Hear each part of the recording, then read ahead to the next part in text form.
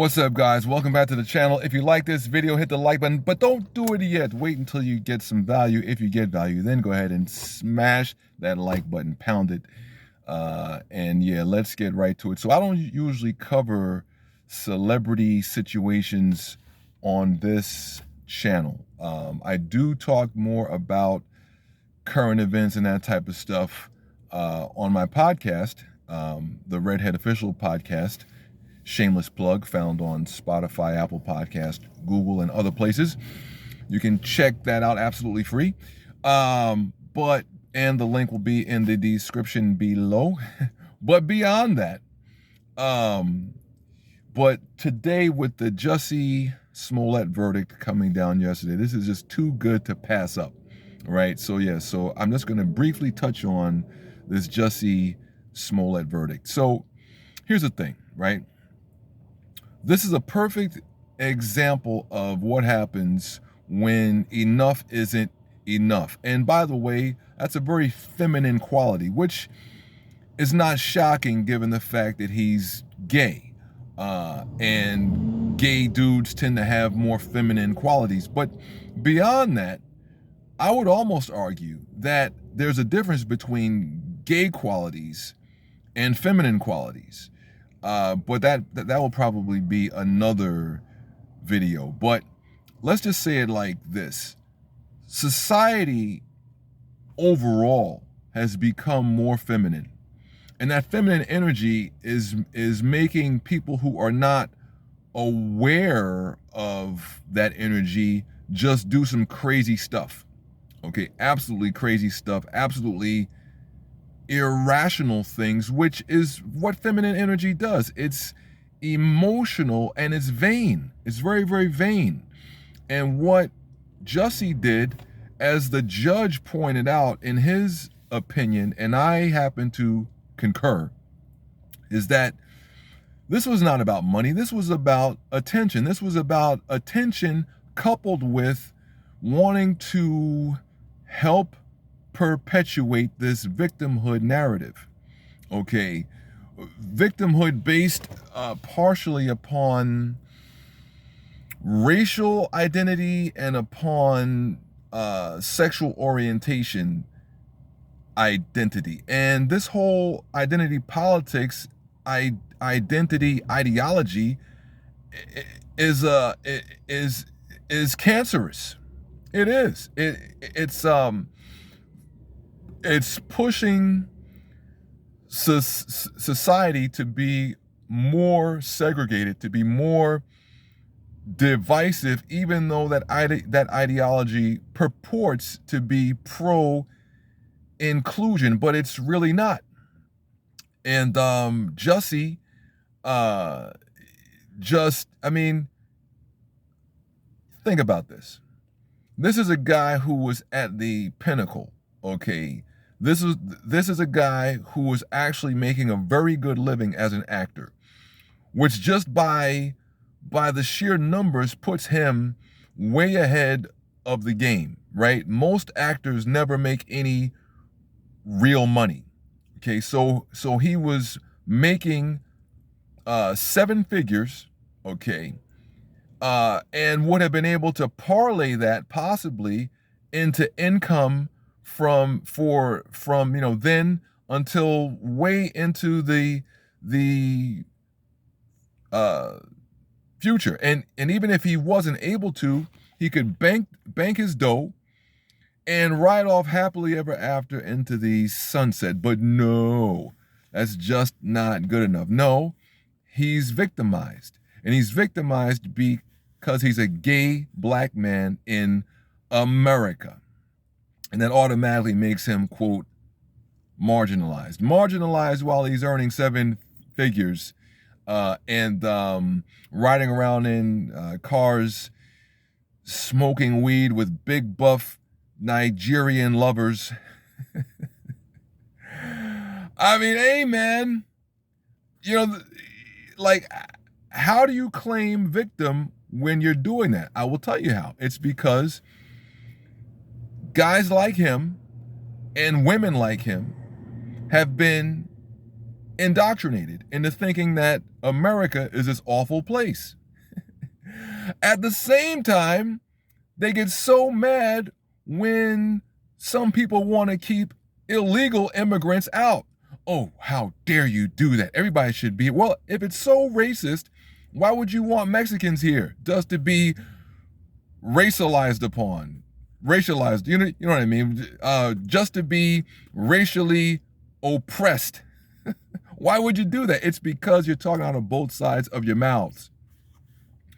But beyond that, you see this in different places too. Like, if you ever encounter gay people that come from, I'll say it like this, gay, liberal, leftist, progressive people that are living in places that are red or purple.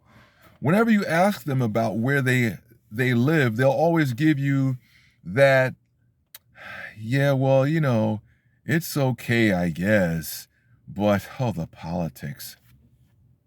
Oh my God. And they're trying to convince you that as a black man, you wouldn't like pick a city, Phoenix, Arizona, let's say, or Tucson, Arizona either.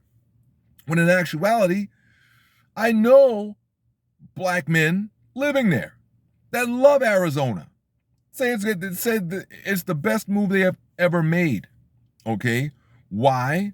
Because they're not dealing with the so-called problems that these other people say they are dealing with. And those problems are not even problems. It's that the culture there is, we are going to deal with logic, facts, and sensibility over feelings. And somehow that's a revolutionary concept. Somehow that's hateful. Yeah. So and like, that's for, I could do a whole video on that. Okay. But just embrace this concept. Irmino. If you are a straight black man or straight black woman, just understand this. And by the way, this holds for like everybody, white, Asian, whatever. Okay. But just understand that these progressive leftist policies, their ideology, their worldview does not regard you at all. But they are selling you on this idea that we're all in this together. No, we are not. But they're selling most of you on this idea, and you're falling for it.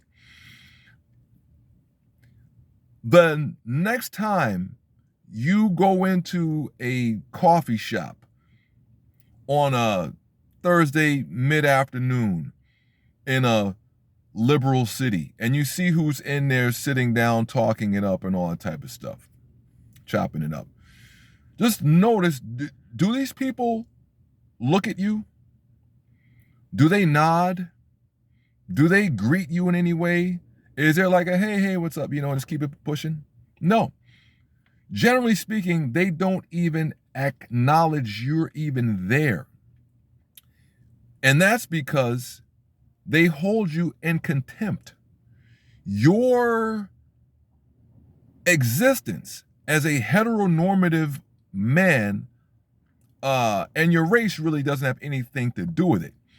Okay, but the fact that you're black actually is relevant in the sense that you're not viewed as a victim, but yet it's to their ideology, it helps their agenda to convince you that you are one, so that you'll side with whatever BS they want to do. Like teaching 5-year-olds about gender, about sexual things, okay? They want you to defend them when really they don't even think about you in terms of what's actually good for you. And if you're female, they may not hold you in as much contempt, okay, if you are a quote cis woman. But what's going to happen is their ideology and their worldview, and this, by the way, this is not all gay people, this is not all non-binary, trans or anything like that. What I'm talking about specifically is the progressive, hard left people like that, okay? That ideology long term does you no good either, because feminism, which is a part of that, has been the detriment of women. It's largely why so many of you are 38 years old right now on Tinder, on Bumble, right, as opposed to married.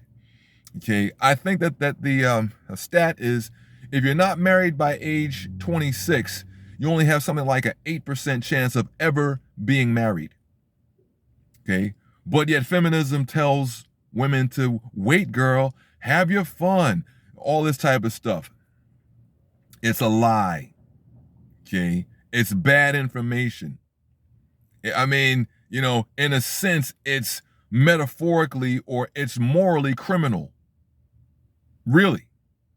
Okay, there's just no law against it. But to feed women that line of BS all this time is one of the greatest crimes ever committed against any group of people. I mean that. But back to Jussie. Hey man, the guy got what you could make an argument that he's getting off light. Okay. And let this be a lesson to all of you who are so quick to follow these race baiting victimcrats. Do your due diligence and just go, hey, wait a minute. Does this make any sense? When I found out what the circumstances were, I was like, this is BS from the jump. I was like, there is no way this happened. And there were people that I knew that were telling me, oh, you know, you're always saying it. You know, you're always siding with them, whoever they are. You mean the people who think critically? Them? Like the people who go, wait a minute. It's minus 13 degrees outside and there's dudes outside waiting for an Empire Star with masks on, and they're going to recognize him? Like, what's a white supremacist doing watching Empire anyway? Come on, man. Come on. Stop that. Hoaxes. There is such a dearth of actual racism. There is such a dearth of actual hate crimes that people have to make up things because there is a high demand, as Jason Whitlock said, but there's not enough supply. So people have to make things up. Anyway, this video is going on longer than I thought that it would. If you rode with this video for this long, thank you so very much, and I will see you next time. Now smash that like button and share it with 3 or 4 of your closest enemies. Later.